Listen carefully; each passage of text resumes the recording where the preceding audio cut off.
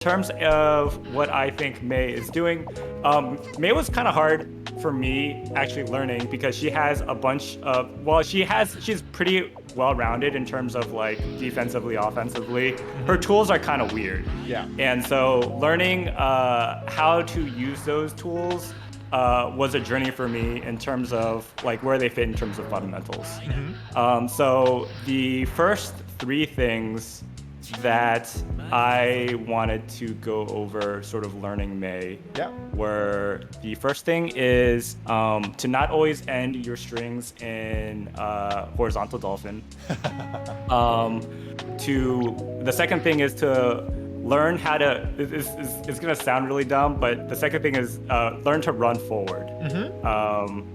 And as charged characters, that's like something like you kind of, it's pretty hard. Yeah, exactly.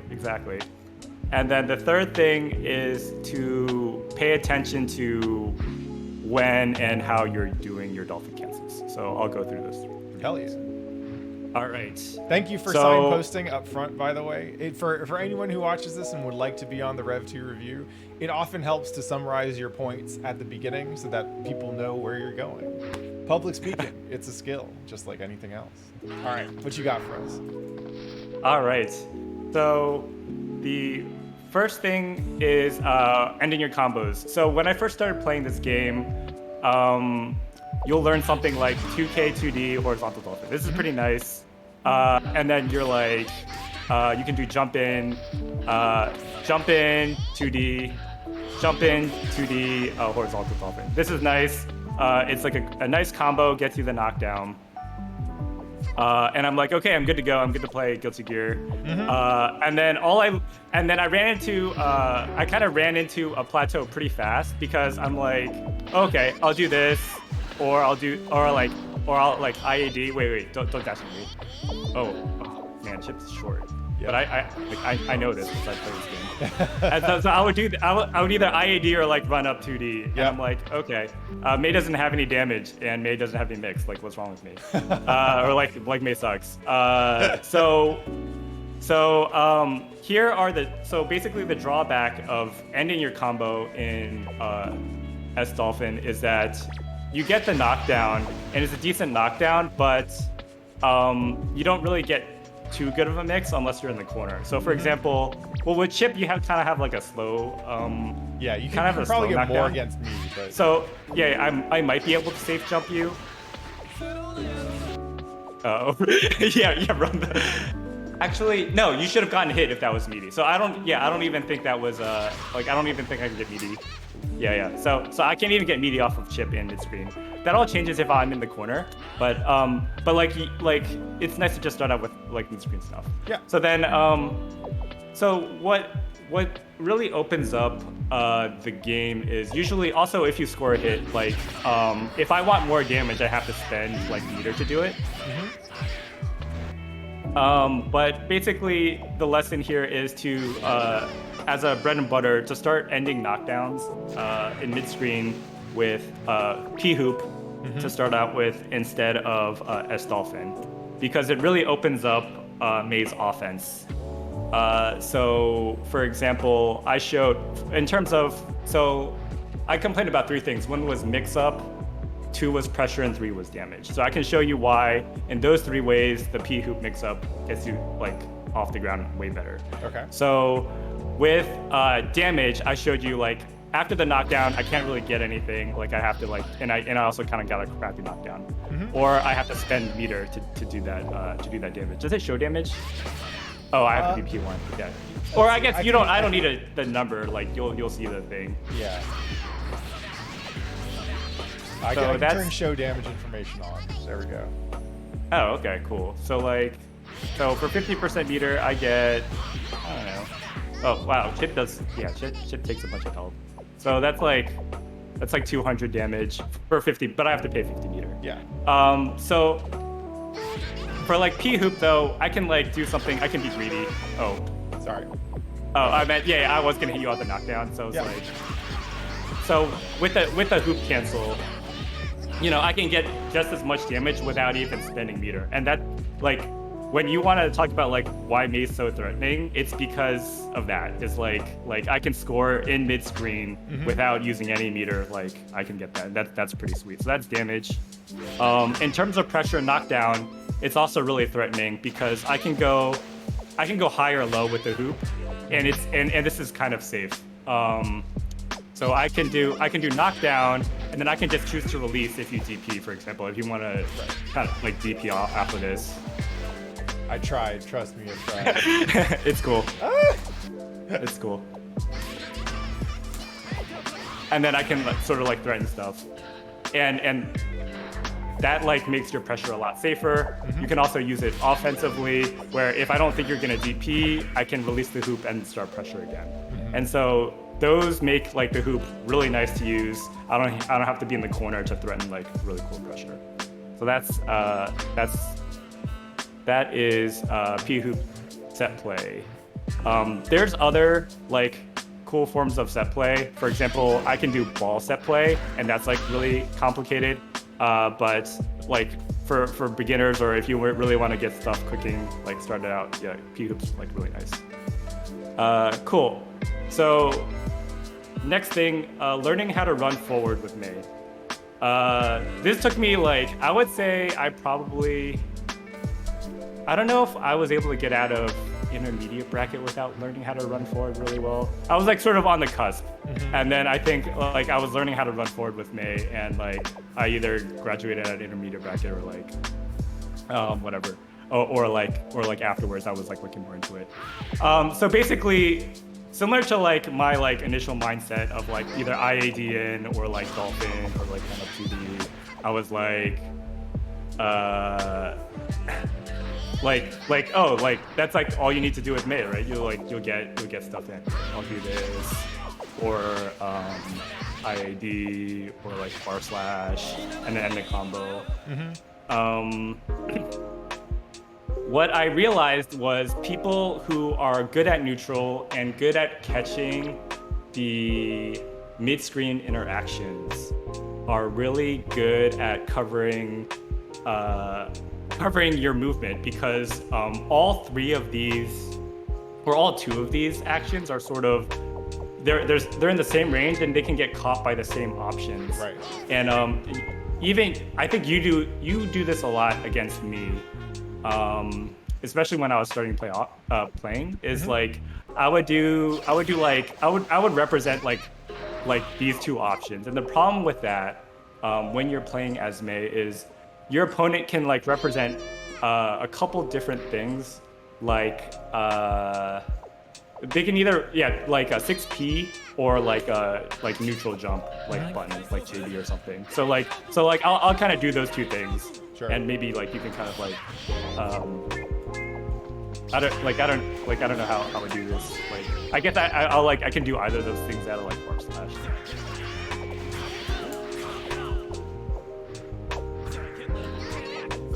I'm trying to think of what I normally bully you with mid-screen.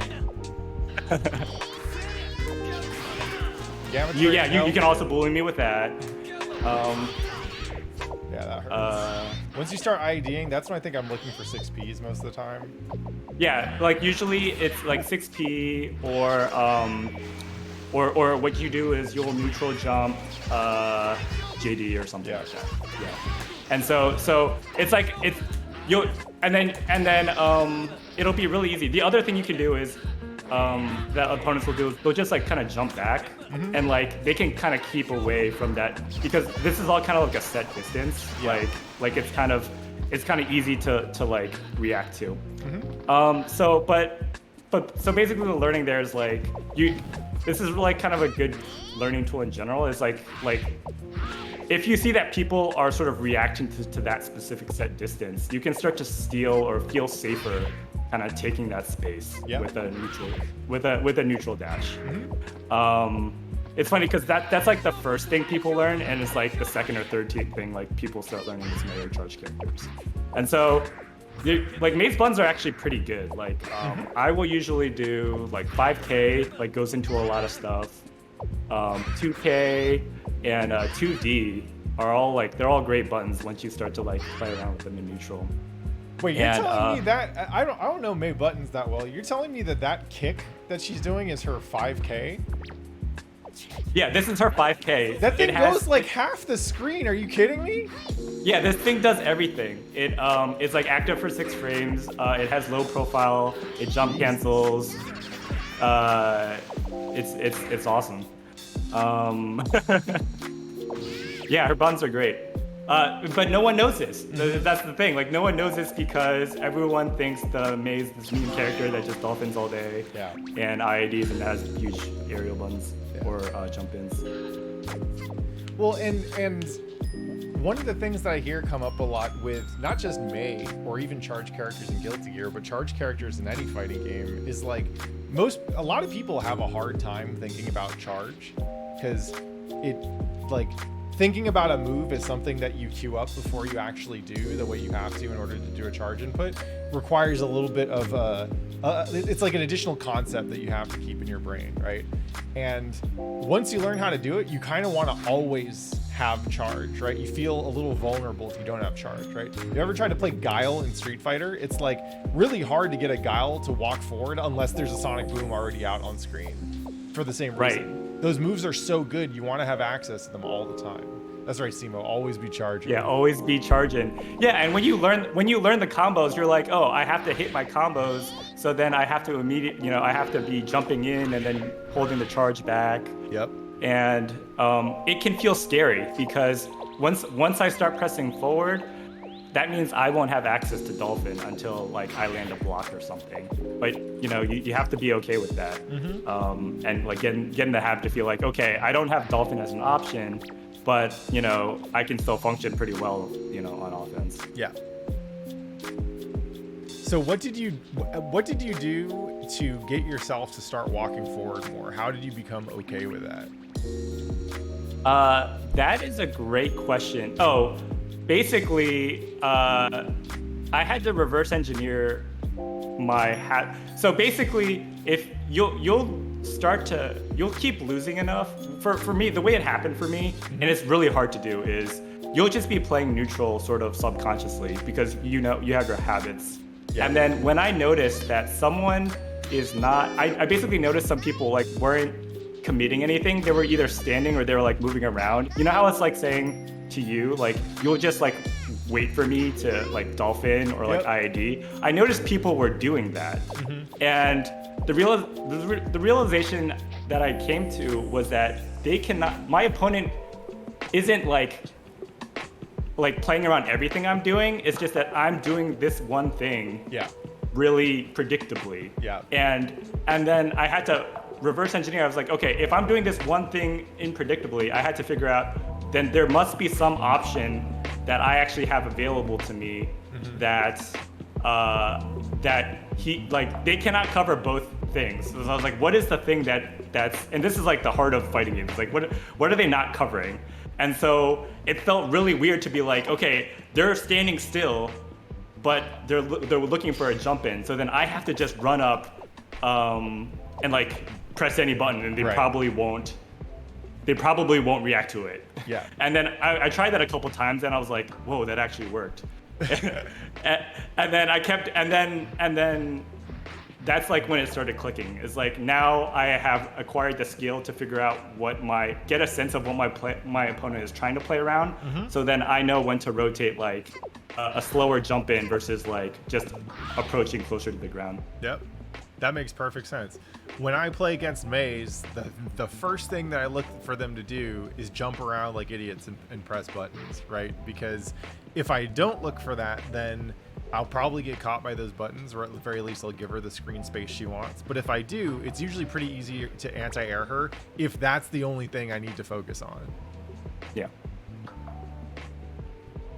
Cool. Yeah, so that's about what I wanted to say for running forward, or not leaning too heavily on your charge inputs. Yeah. The third thing is the timing of your charge, your dolphin cancels, which May not seem a lot. I guess this was kind of like an interesting learning that I've been playing around with recently. Yeah. And it's this idea of like sort of gaps. And basically, if I run a gap like 2K2D Dolphin, I don't think there's a gap here for you to do anything. And so that's what I learned is while this is really safe, it also doesn't reward me with anything. Like if my opponent does nothing, then they don't, they're not going to lose anything, and I'll get pushed back and I'll lose my turn. But this is sort of like intermediate to higher level offense. It's like I can start creating gaps to figure out that if my opponent does want to try to mash or try to escape, they can do this. And the way I can control that is the way I can create gaps is to figure out the spacing and timing of when I want to do a dolphin. So like I think this gap. Let's see. I have some examples. What examples did I want to show? I wanted to show. Okay. I wanted to. Wait, is this the one? Okay. So 2P 5H. Okay. I think. Oops. So after this 5D, after this is 5H, and so if I do regular 5H, if I do inputs. Everyone gets bit by the live demo bug, don't worry. Yeah. So if I do regular 5H to S Dolphin, there's no gap. If you might be able to test this out, so I can do this a couple times and see if you can jump out of it. No, yeah, okay. I let go and nothing happens. So it's a true block strain. Okay, but if I do like 5H, 5 or H Dolphin, I think there's a gap, depending on the right space. You might need to do it a little further out.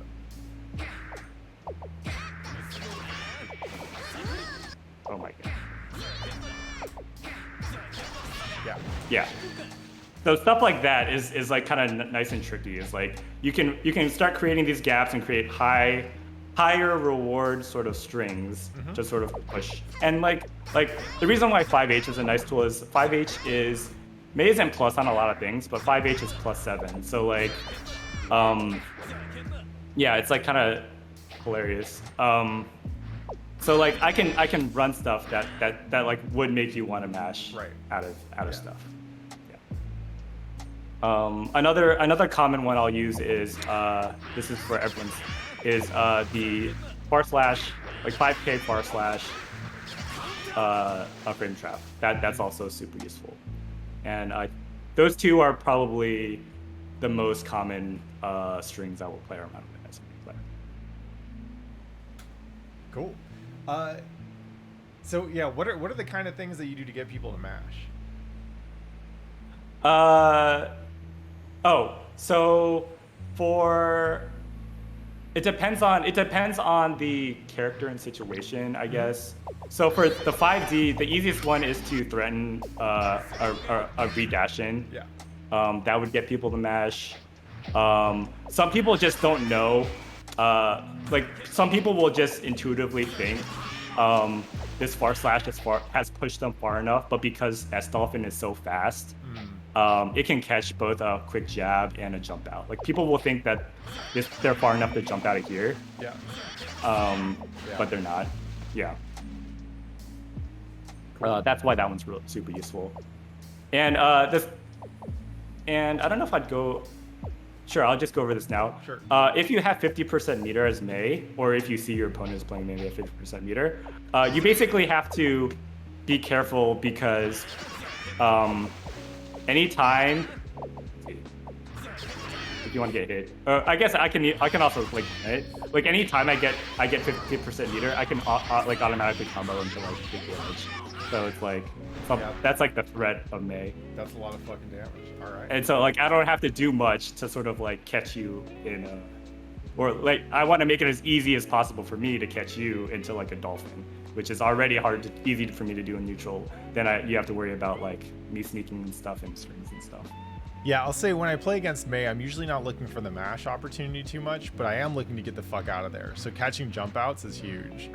That's why her 6H kind of scares the shit out of me, actually, is because if you can put that in a string and get me with like a charge 6H or a counter hit 6H, like I might be fucking dead, and that's just because I was trying to get out of there, you know? Yeah. Like Mei's scary, for me at least, Mei's scary when she's up close, but I can move forward or I can try and move away from her and I can out navigate her, right? To get back to a situation where I want to be, where she's jumping around like an idiot. But if she's right next to me, you bet your ass I'm trying to get out of there.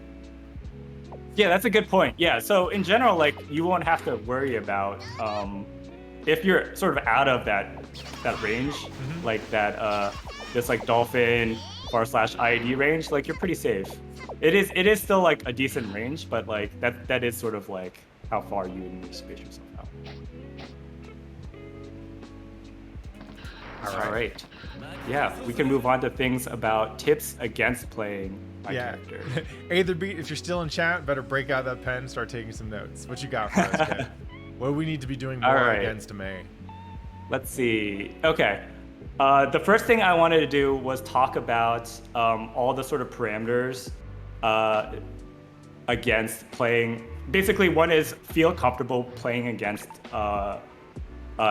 S Dolphin in neutral, because a lot of people will freak out, but it's not that scary of a move, and there's a lot of nuanced things that once you learn how to do, you can feel comfortable on like how to play around it. The second thing is learning how to play around the IAD jump-in buttons. And the third is sort of like a hodgepodge of different gimmicky things that I get away with. That, Good. So things like 3K RC, my BNB RC route is burst safe, etc. So I'll go over those two. Sweet. All right, so let's talk about S Dolphin. Yeah, so as I previewed, it's a really intimidating move because it's really fast. The other intimidating part is it's airborne and at low profile stuff. And you are doing the first thing. I don't know if that's the first thing. Yeah, that is the first thing I want to show out, is that its hurtbox relative to its hitbox is really bad. So if you just space yourself and mash, you don't even have to time it, you will win. I don't know if you can like get a trade situation. If I get 2 5Ks, I might be able to. Try doing 5P, maybe we'll get a trade situation. Yeah, so even if we trade, it's not that bad for you because you will recover and I will have to air tech, and usually you'll have a better chance of catching up or like getting like frame advantage on the situation. Let's see. And next thing. And so when people are telling me to swing on that, a lot of times people say, "Oh, you should 6P this thing," right? Like that is the classic answer I hear. But 6Ping that move is scary because even though you move forward, like, look at that. It's a tricky timing challenge. So to all the Mei players out there, like, oh, you should just 6P. Fuck you. It's not easy to 6P this thing, and it moves fast enough that unless you're throwing it out literally all the time, I'm probably still gonna get counter hit and then RC in a fucking combo or whatever. But mashing 5K, I can fucking mash 5K. I can do that shit all day. All right. Next thing. Okay. The next thing I talked about was what I mentioned briefly, is sort of spacing things out of neutral jump. Spacing things out with backdash or neutral jump. You would do this. You used to do this a lot when I really autopiloted these strings hard.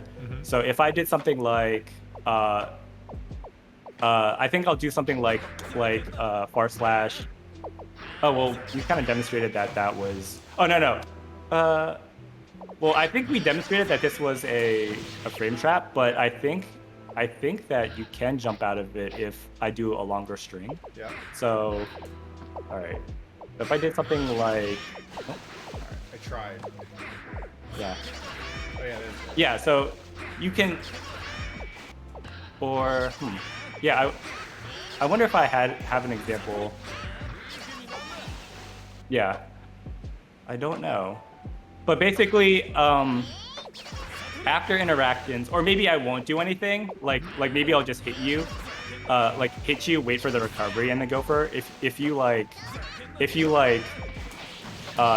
neutral jump, you would be able to you'd be in pretty good position. Well, it's kind of interesting. So like, if I did this, you jumped, or I guess. You want me to jump in between? Yeah. Basically, you're mashing jump, but I'm not gonna cancel. So hopefully, you will be like right over me. Is like the situation I want. Yeah. So a lot of times, like something like that will happen, and usually May kind of will like that, depending on how good the character I'm playing has buttons with. So buttons on the way down. So a lot of people, they don't have a really good button, and my like close slash, like just like neutral jump, neutral jump. Hold up. Like just keep like holding up. Yeah. Yeah. So usually I'll be like under you, or maybe I've crossed you under, and then I'll do like, you'll be on your way down after I've done this, and then I will like hit you with that. But with Chip, it's actually really scary whenever I do this, because I'll do that, and then you'll come down with a JD, and like all my buttons like will lose. Yep. I was like lucky to get a trade there. But a lot of times like I'll be like in frame disadvantage, and like I'll try to CS you, but then the JD will like wash me. So that's like one way, for example, with Chip, or like if you're biking and you might JH down, you can like crush me. So like if you just sort of anticipate the movement and with backdash or neutral jump, like catch the recovery spot of Dolphin, you can beat that out. Yeah, I guess one of the notable things about May, like as you were talking earlier about her charge, her charge mechanic and the speed of her dolphins means that she's often moving in bursts, right? Like she does some big fast committed movement into another big fast committed movement, but it's not like Chip is like, he can always be moving if he wants to be, right? May, not so much. She's actually in some ways kind of slow. Like, yeah, if you look at her dash speed, I like did this because everyone like complains that May's fast, but I was like, she's like below average in like dash speed. Yeah. But like everyone has this image of her moving fast because her air dash is fast or long, etc.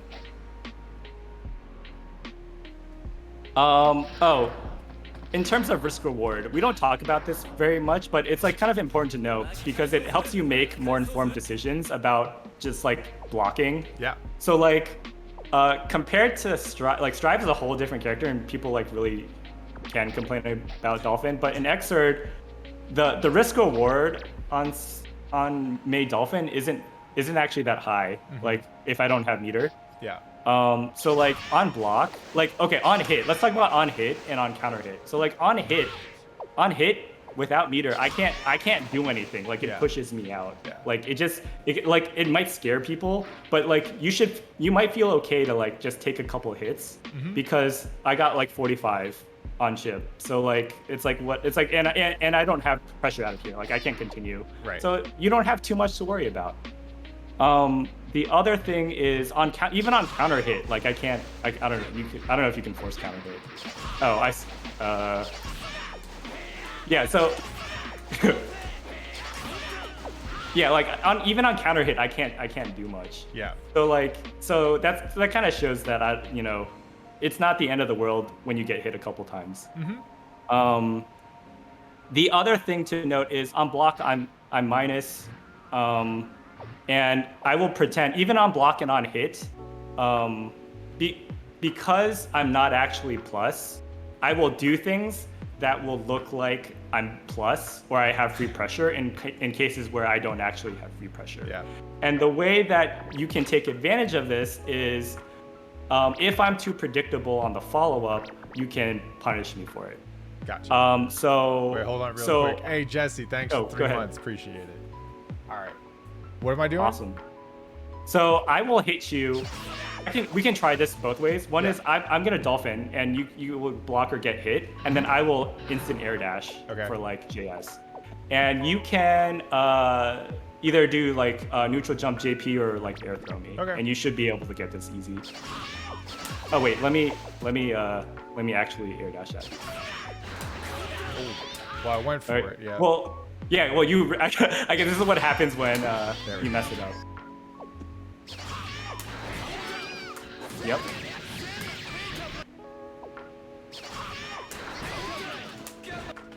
Yeah. Oh man. Oh. Okay, so that one doesn't work.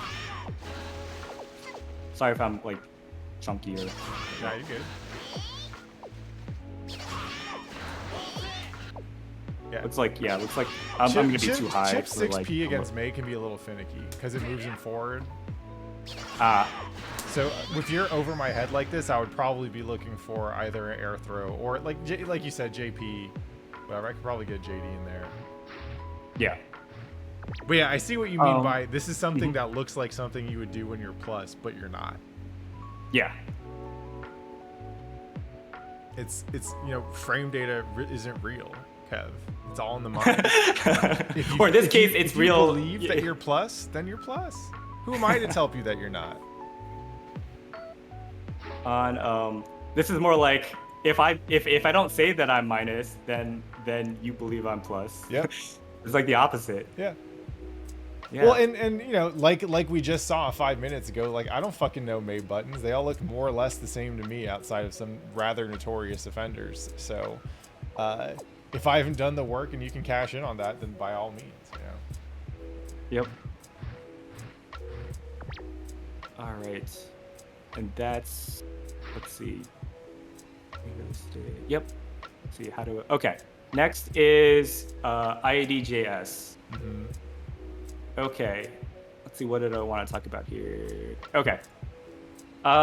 Typically, I will do this, or Maze, I and other Maze will do this raw neutral. This is really good. Oops. Why did I that me out? So, like, this is kind of nice and neutral. It's, like, really far, and a lot of people either, like, running forward, or pressing a poke or whatever, but it's like, so far, and it's a really big button. Seems pretty fast. But, too. Yeah. So one of the easiest things that people can do is crouch. You probably do this sometimes. A lot of people, if the May player or I'm too predictable, if you notice, it's a big button, but this also depends on your character's crouch, but most of the cast, this will work, is if this will clean whiff. Yeah. It's not active for very long. It's not, but yeah, but like if you crouch, but you have enough action, you can, and you might, if you get used to this action, you might have time. It's like Chip could, if you're crouching, you can go out at 2H, I think. Yeah. Oh, the cross-up factor might be interesting. But you can feel really safe. Yeah. Obviously, it feels counterintuitive because you think you're gonna get hit, because you're crashing. You're more susceptible to blocks or to like getting opened up by a high. The reason why I mentioned that it's not active that long is because I haven't really taken a good look at this button before. But if you IED at me with this button, you are probably expecting to hit me standing, right? Yeah. Like, this is the move that you're doing, yeah, because you're expecting to get that, and that's pretty reasonable, right? Like if I want to instant air dash at you, I actually don't have any buttons that will hit you standing except for I think my JD, and that's if I like space it right. Actually, does that even? Wow. Guess it doesn't. Yeah. Right. So and I mean, Chip's ID is trash for this exact reason, right? Like he doesn't have any buttons that hit below him. If you have buttons that hit below you, that's what makes IED useful as a pressure tool, because you can get it while you're moving. You're moving very quickly, very close to me. But because it's not active for that long, it means that the range that you want to do this at normally is very crouchable, right? Because you're going to do it anticipating that you hit a standing chip over here, and if I crouch, then it just whiffs clean. I can probably throw you in recovery, maybe. Yeah, there is a way that made for May players out there. There is a way for May to make this slightly safer. So like, what's the word? So JS is like basically so busted that I have enough time to link another area before I land. So I have a chance at like coming in. Well, you're blocking it, but if I whiff it, and this might not work because like the lag. Yeah, give it a shot. Right now. Oh yeah, I see. You whiffed like a punch. So you kind of saw the foot come out, yeah. but if I'm on my stuff and I want to play around, yeah, I need one P side. Yeah, okay. So you can see you saw it come out. Yeah.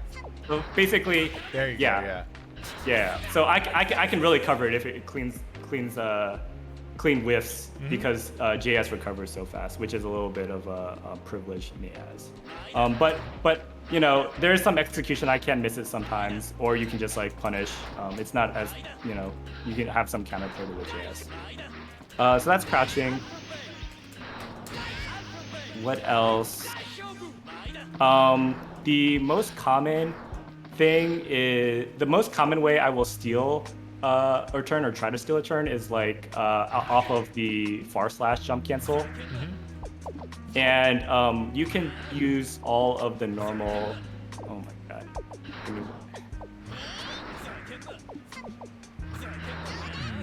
I think you can, similar to punishing Dolphin, you can kind of do all the anti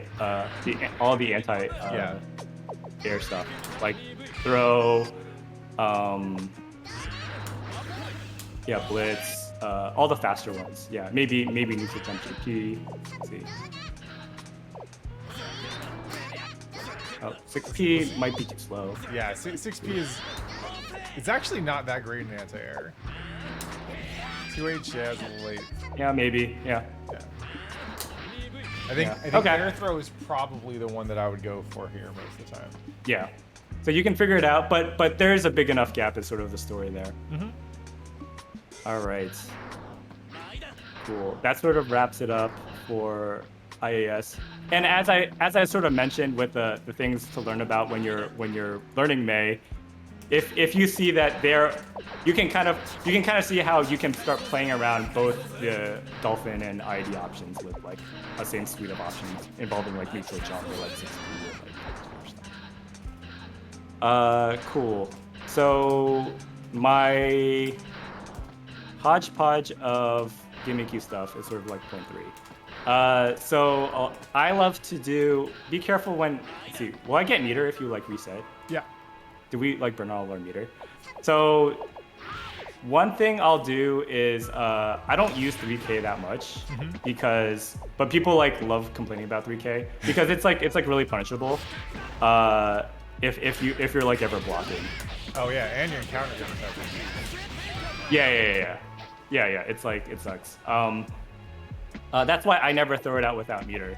But it's also really nice as my like second rotation of stuff because a lot of times my opponent, because I'm not using it that much, they'll be focused on sort of the 6P lane, which is sort of like the Dolphin lane and the IAD lane.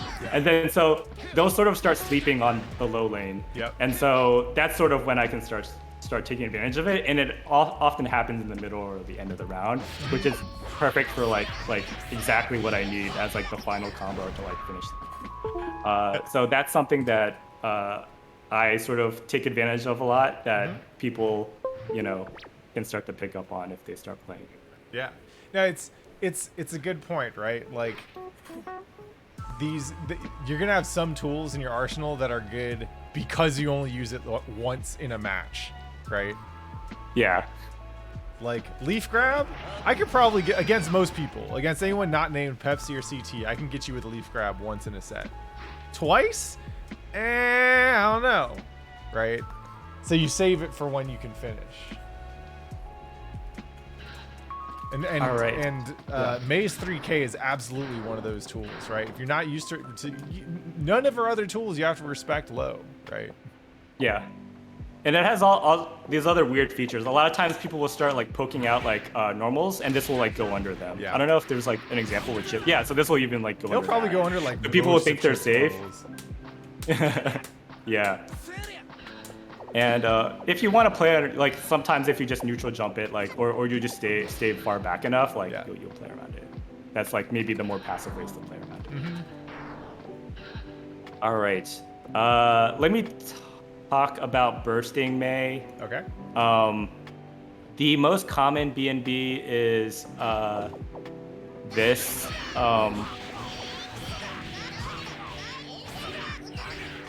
So basically, like some knockdown into Dolphin, RC into Air Dash. Yep. And so all of this is like, all of that, like a lot of it's like burst safe. Let's see if you can like burst, like try to burst different like types. Like that's burst safe. Oh man.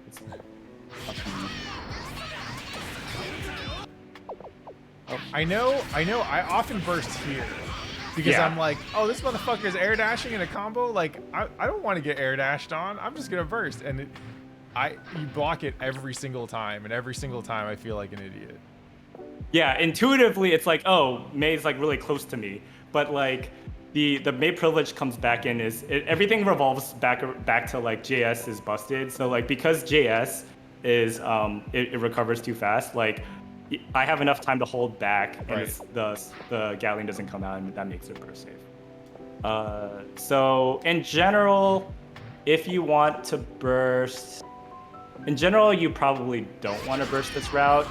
If you do, the safest, maybe the safest is at the edge of the JD.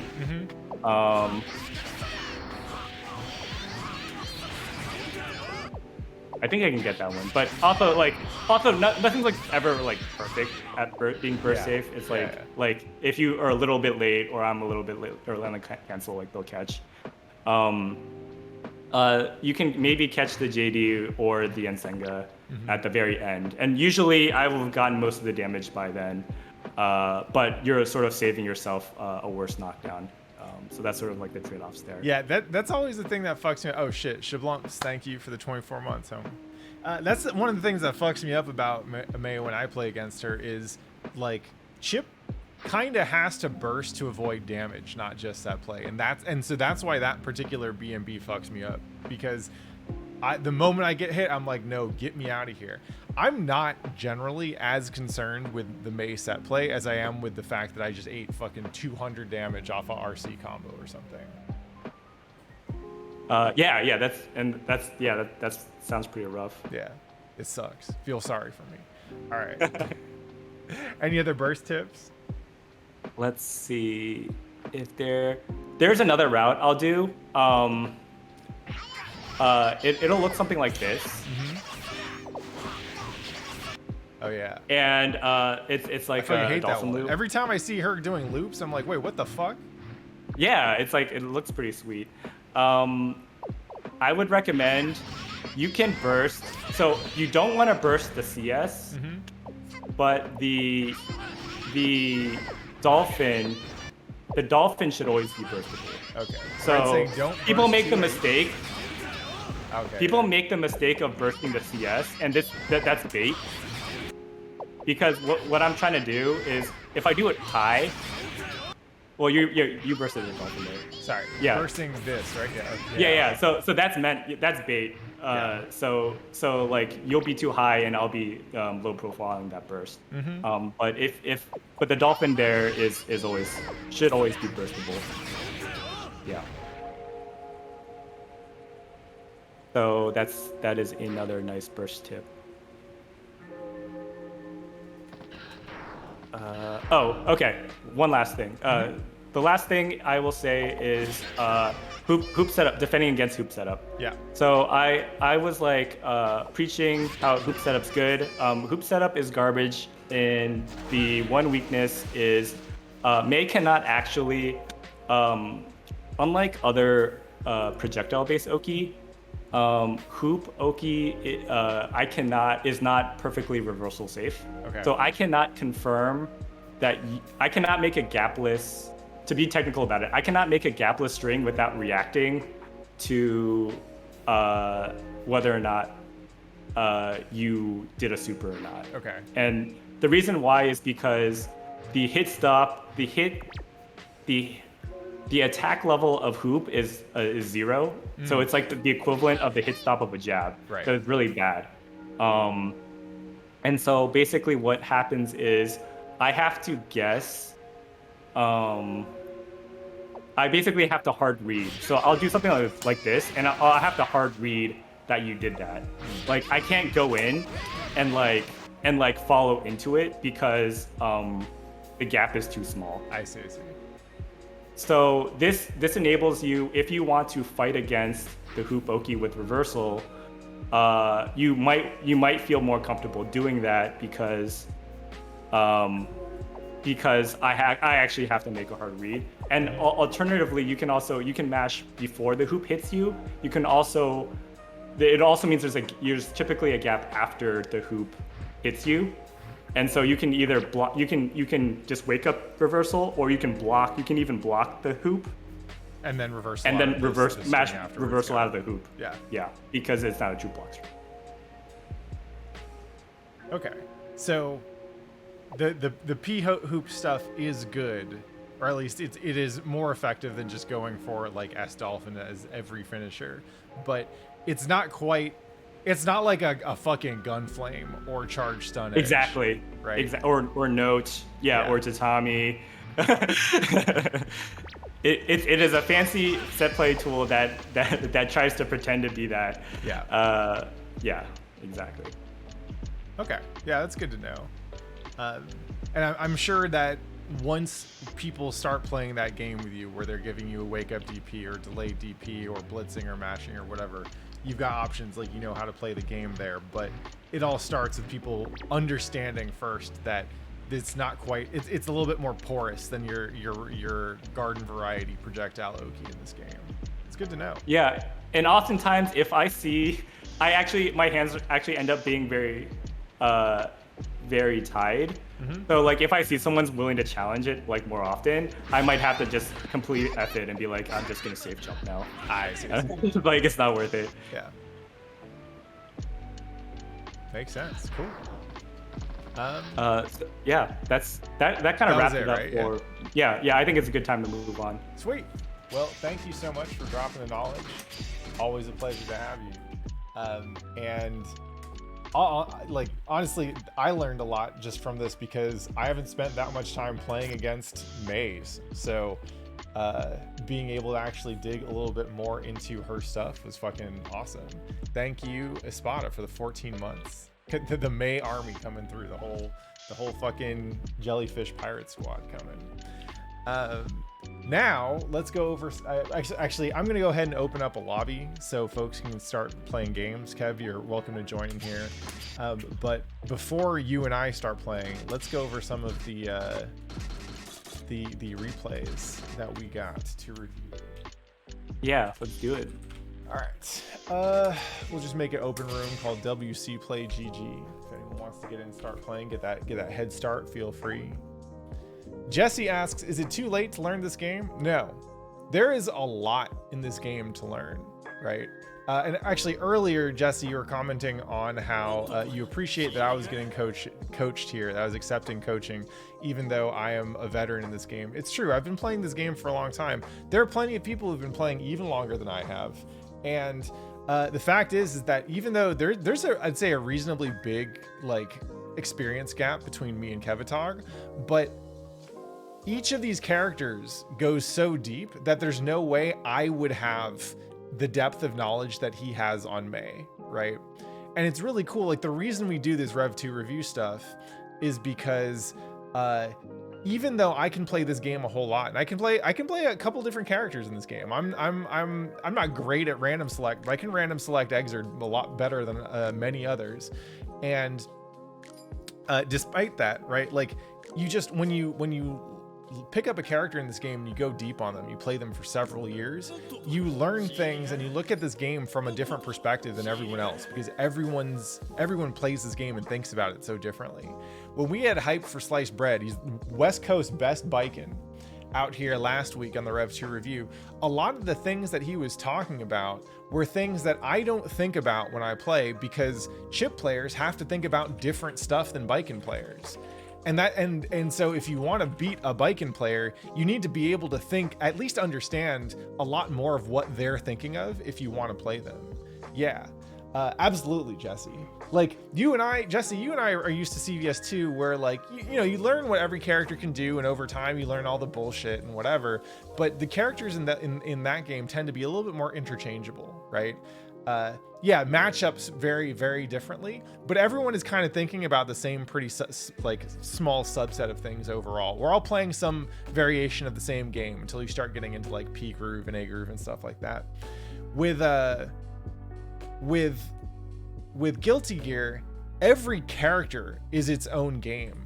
Every character is actually the boss character in terms of like their, the kind of complexity and the kind of power, but all in very different ways. And so when you're learning this game, a lot of it is not just learning what each character does, it's learning what is the person who's controlling that character, what do they have to think about, right?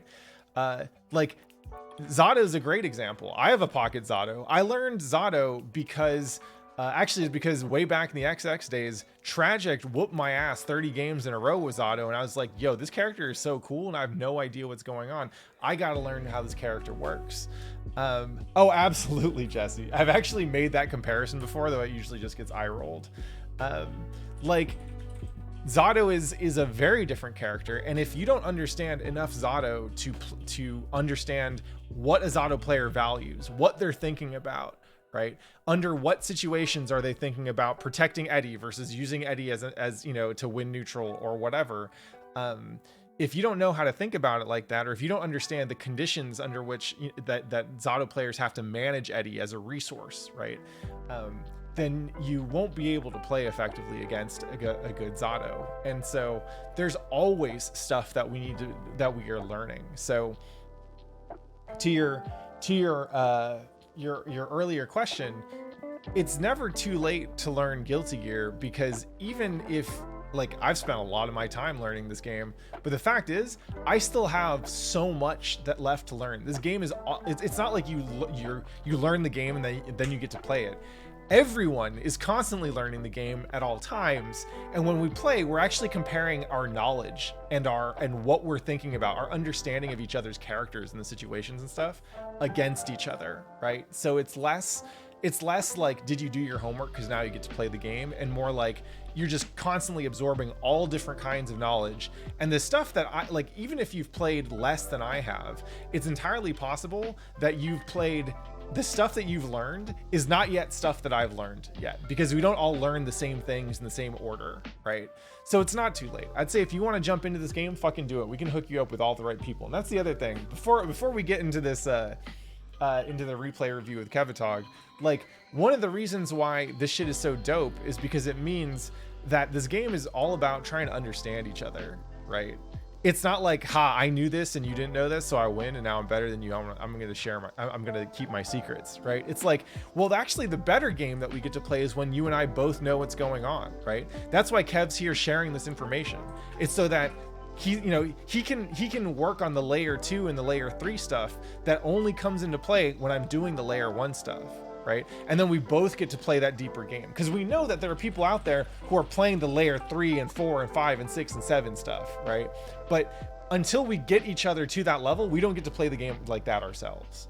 And so it really rewards you. If you care about this game, it really rewards you for sharing knowledge with other people, because at the end of the day, like, any one player cannot hope to encompass the entirety of Exerd.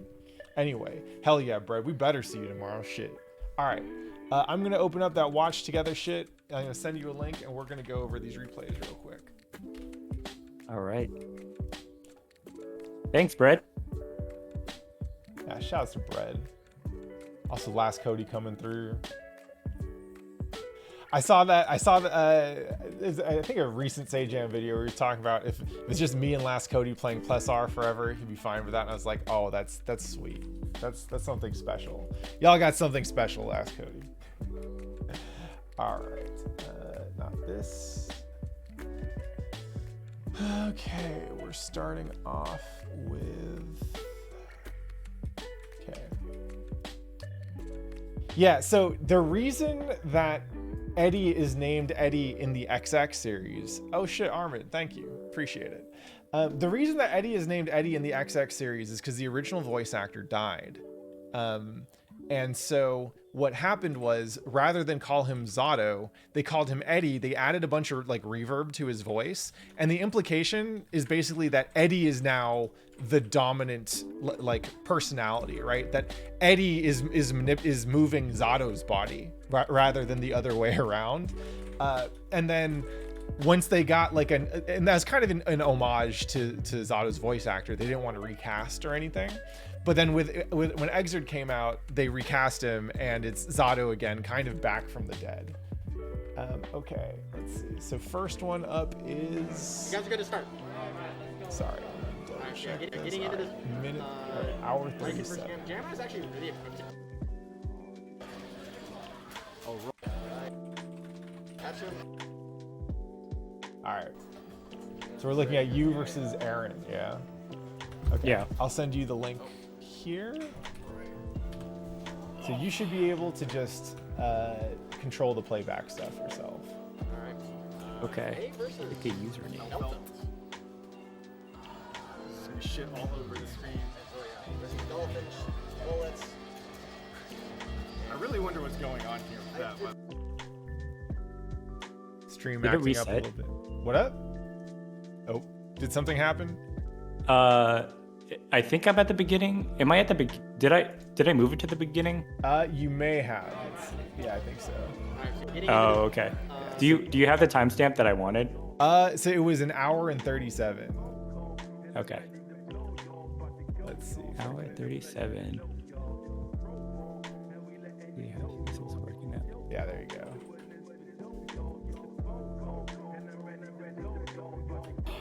Yeah, so I think you can just play from here.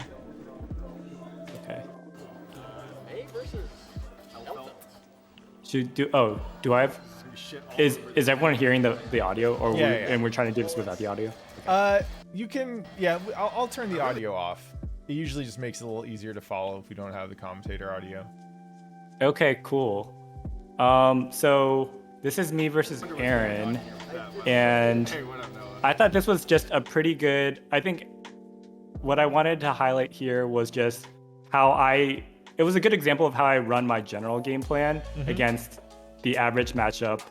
And the other thing, as sort of like a meta thing, is especially when I play someone I've played before, I keep like a mental log, or sometimes a physical log of like things I want to change up in the matchup or things that I've learned. Yeah. And so like when I play Aaron, I actually have something like maybe it might be a list of 1 to 3 things I want to do. And so for Aaron, it's been really profitable for. I don't wonder if Aaron's in the chat. When I play Aaron, I feel like he commits way too hard to 5H. Sure. And so that is usually where I open up the neutral, and then I'm able to run the game. And then in terms of the other 2 threats I usually watch out for, it's something like 2H 5D mix and like Pineberry 6P mix. Sure. And I feel like if I can catch each of those, like I'm pretty good. And in terms of my offensive game plan, it doesn't change too much. And so we'll see like how that plays out, and I'll show you like the different looks as it goes on. And Aaron also does pretty good. He has his own like ways he handles the neutral too, and I'll point them out as they come out. Hey, and then you instantly get opened up by 5G. That was the 2H 5D I was talking about. It's like, oh, got hit by that. Didn't do a good job. You're like, cool, my notes are still accurate, and then you get shot by 5H. That is the cool thing. It does. From a mental standpoint, if you get hit by the thing and you called it out, you're like less salty or you're more prepared. Like both of those things happen. So like you know, I believe in it. Yeah. You should document the kinds of notes that you take sometime, because I was talking to Pepsi after Rev Tuesday yesterday, and I was like, do you take notes? He's like, no, should I be? And I was like, yeah, I mean, it helps, right? It helps you process what you're trying to do, right? So yeah, maybe save it for another time, but I'd love to go over your notes. Oh yeah. It works, you know, it works different things for different people, but I'd love to share that process. All right, this was kind of a nice sequence, and that's like, maybe I'll go over it again. Can I go back? Do you know if I hit back, it'll like go back 5 seconds? I don't know how much it scrubs, but try it. I think it might be a little bit more than 5 seconds. Yeah. Okay. That's not too bad. That was okay. Yeah. So I think I tech out. Yeah, I tech out. I think I get a 2D. What did I get? Oh, I get the jump in. Okay, 2D into the knockdown. Yeah. And I think I run the classic some pressure hoop and then reset the pressure. And so that's like really nice. And then I dropped the combo. But in theory, it was, I'm good. In theory, it would have been more awesome. But yeah, you got out of the corner against Elfelt. That's not easy. Yep. The Pine Berry 2K. He did I don't know if he did the 6P yet, but I was playing around the 6P. Yeah.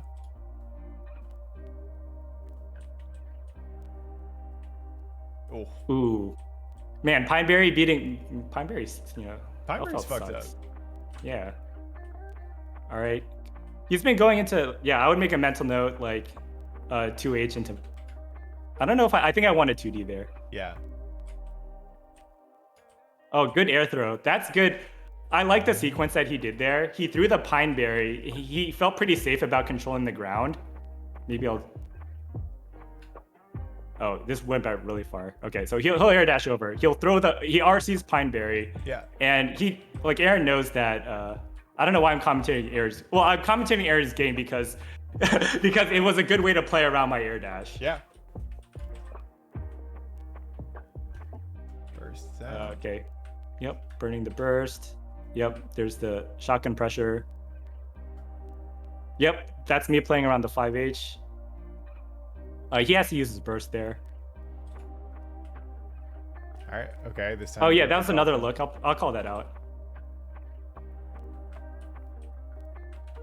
A dead angle to get my turn back. Okay, just score him with the meaty 5K. So I'm gonna get my hoop set up. This is another P hoop setup, and I run. I did the 2P before, and then I do the 6K. This isn't... How do you get hit by this? He's blocking high.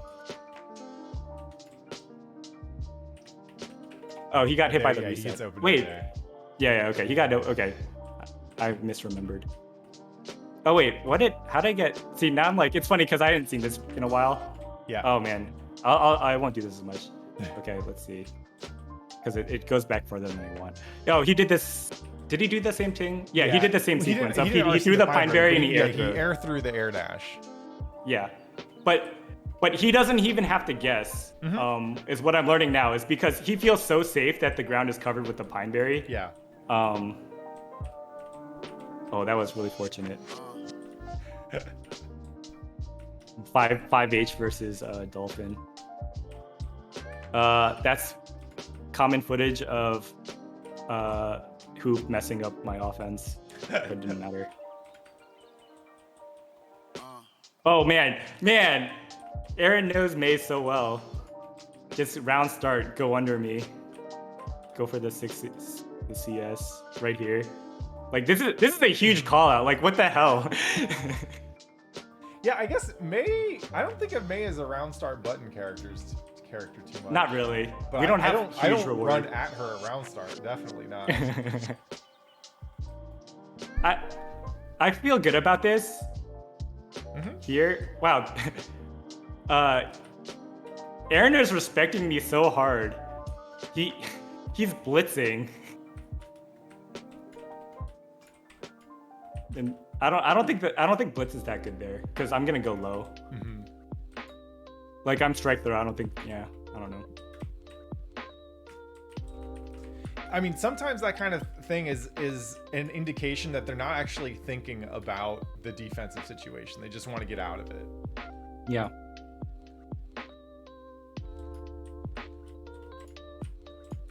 Oh, here he didn't jump and he just ate it. Yeah, I think he could have kept. Wait, you didn't air dash there, right? I did not air dash there. Yeah, I just normal jumped, so it was good spacing for me. Yeah.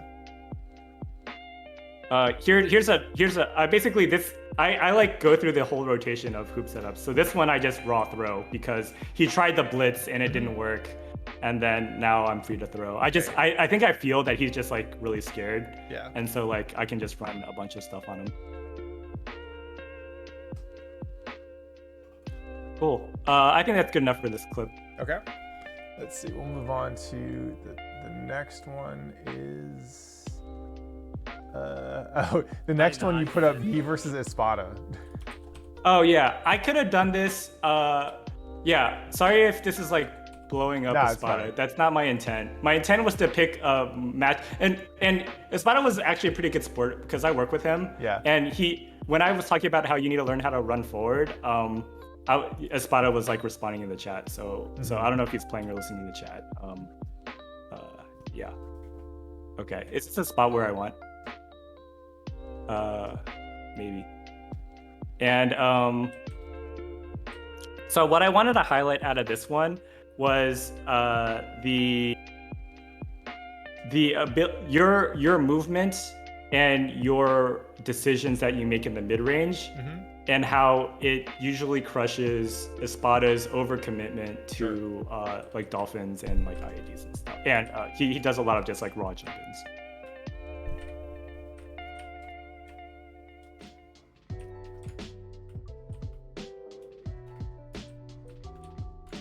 Oh wow, that went too far back.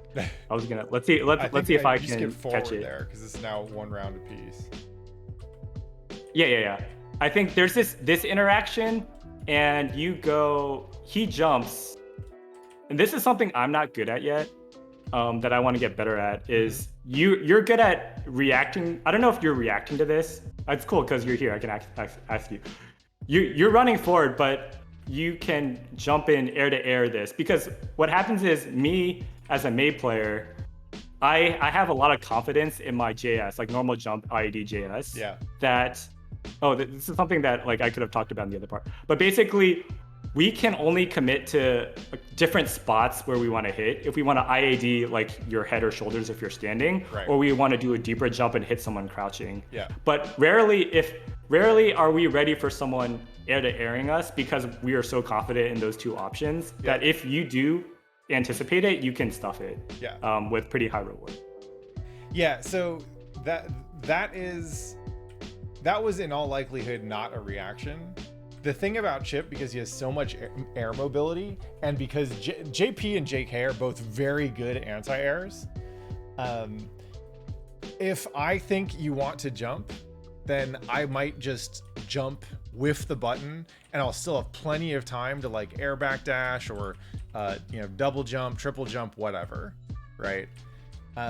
Yeah, it's not too big of a commitment. You have options. Not only is it not too big a commitment, May jumping at me is actually harder to anti-air on the ground, right? As you saw earlier, like 6P is really finicky. If I fuck up a 6P and I get counter hit, I might be out half my health, right? Same thing with 2H or air throw a little bit less risky, right? Like air throw is often the go-to option against May. But if I can just sniper with a JP or a JK, fucking great. But you'll see me do preemptive JP or JK anti-airs a lot, and some people will call me out on that and then get like the advantage in neutral because I've committed enough. Like I can't really do it against Jam, for example. Jam and Milia, like if I go for too many anticipatory jump buttons, then they'll chase me down.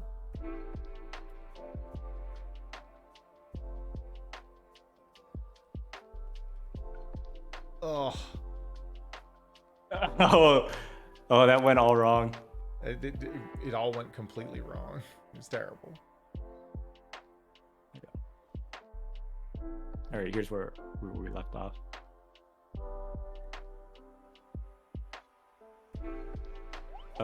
Here, what is he? Oh, he just jumps in. Yeah, he just jumps in, and you had enough time to backdash 6P. Oh, blitz. Yep. Yeah. There, I think that's a good example of just some interaction ending, and then you were just ready with a 6P. Yep. It's the first thing I got to think about all the time against a May player, because maybe it's because they're not coming in, they're not like running in on me as much, at least in neutral. Yeah, and so I'm free to just think about anti-air options. But yeah, that's against both you and Espada. That's usually where I'm getting paid. Yeah. And let's see if I can highlight that last part again. Let's see here. There's two interactions. One was it was like a late air dash, and you just had enough time to react. And the second one is this. I tell Espada not to do this. I'm not a huge fan of randomly vertical dolphining. Yeah. Because the reward's generally not high. But the other problem is the same problem that horizontal dolphin IED has, is you can typically cover it with the same option.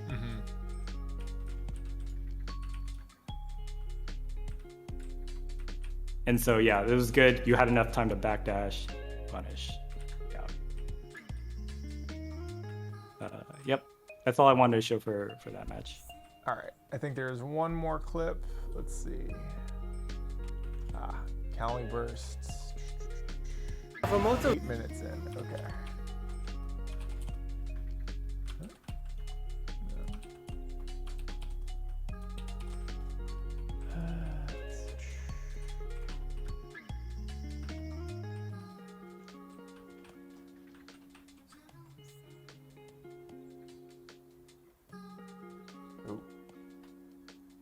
Yeah.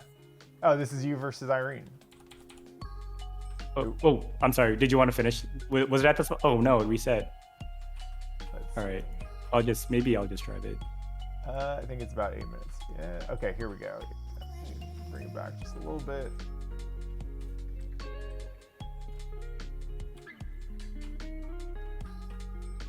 Let's see. Did she win this round?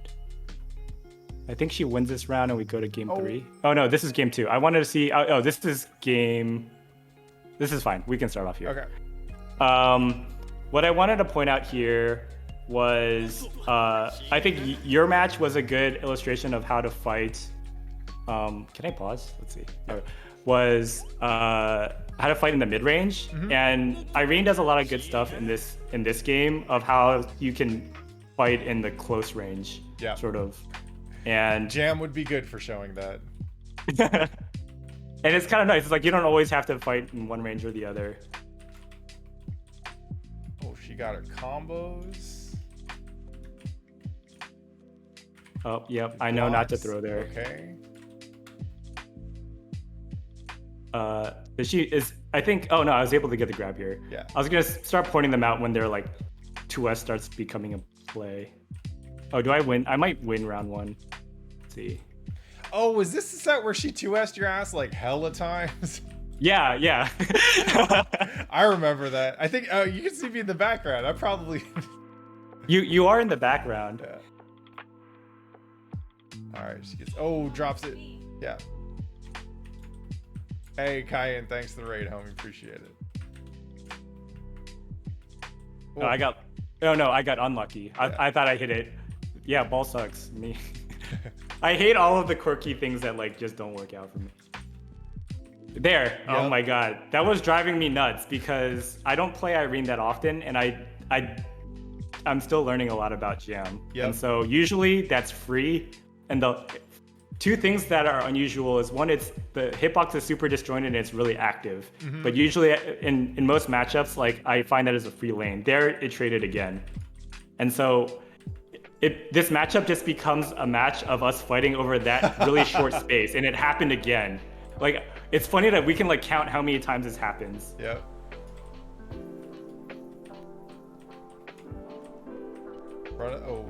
She was gonna do it again too. There you go. There, it happens. I tried to go for a run up, and then I just take it. Gotta take it again. I'm like trying to 2D. I'm trying to dolphin. Is like beating up everything. Yeah. Again? No, parry. Okay. Oh. And then, yep, I tried to throw, I was too far away. So I wanted this to be a lesson in what to do when you're getting owned by something against a character you play, or like if you're at Frosty, like someone you're not familiar with. Yeah. So I decided in game 3 to just completely change the pace, and I just execute my zoning tactics. So I'm just backdashing, making 2S not playing at a range where 2S is no longer like an issue. You see, I'm actually doing long dolphins now. I'm not just doing S dolphins, I'm like doing H dolphins. And so she has to commit if she wants to get in that range. and it's working. Like, I don't know, like she's trying to figure out where the space is, what the strategy is, but I'm like already half up, and so I feel really good. And then I like eat it. I tried to test the waters again, it didn't work. Yeah, immediately get 2S'd. That's a good call out though. Like tournaments are not where you show who the strongest player is. It's where you show who the strongest player in 2, 3, maybe 5 games for a few people, right? And yeah, I don't have time. Like, yeah. it might seem cowardly to be like, I'm gonna figure out how to play against 2S, but I'm like, I don't have that kind of time. No, it's in general, if you have to think of something new or figure something out in a match, you lost, right? Yeah. If you're getting beaten by something and you don't know what it is or how it works, you can figure that out later. Focus on not making it a thing, right? And you might still have a chance. Yeah. And so that's sort of like the mentality, the lesson, the meta lesson I wanted to point out for that last That's clip. awesome. That's very useful knowledge. Thank you, Kev, again, for coming through and sharing so much good stuff. I really appreciate it. I hope all y'all in chat and anyone watching the VOD learned something good today. I know I did. We got ourselves a lobby, so we can go ahead and play it. Play some games now if you're good. But since this is probably where I'm going to cut off the VOD, I'll just say, yeah, this has been super awesome. Go follow. You're just at Kevatog on Twitter, right? I'm at Kevatog. Yep. Sweet. Go follow Kevatog if you want the hottest in May technology coming at you straight from the San Francisco Bay Area.